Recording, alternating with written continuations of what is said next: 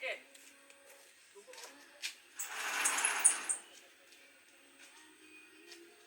Main pasal bawah ni ada dua.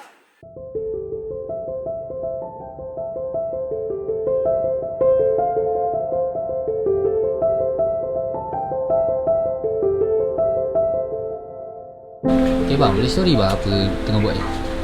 Repair orang punya kerja ni.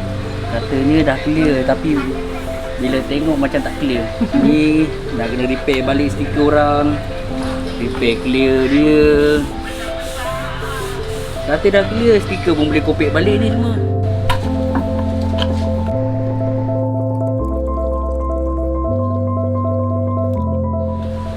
Hari ni kita pakai SATA SATA jet.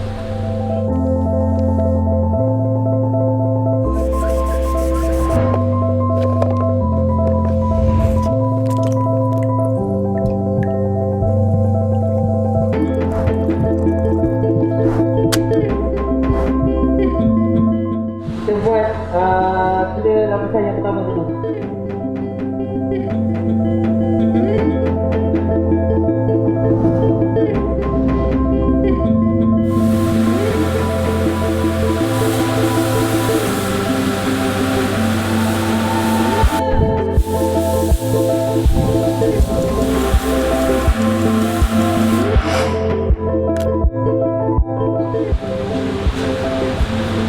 Okay, aku dah siap clear yang pertama. Kita tunggu dalam 30 minit. Nanti kita masuk clear yang kedua.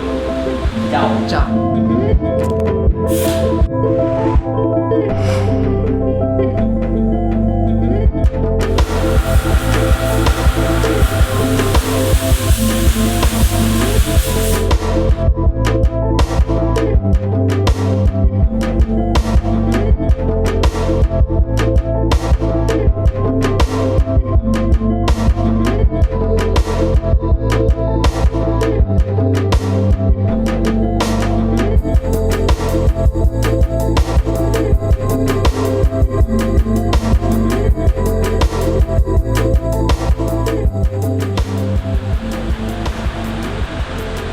Okay, kita settle clear 3 lapisan.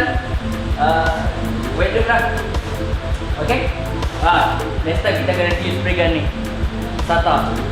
Okay. Antara yang terbaik kita pakai. Apa-apa pun mesti kill.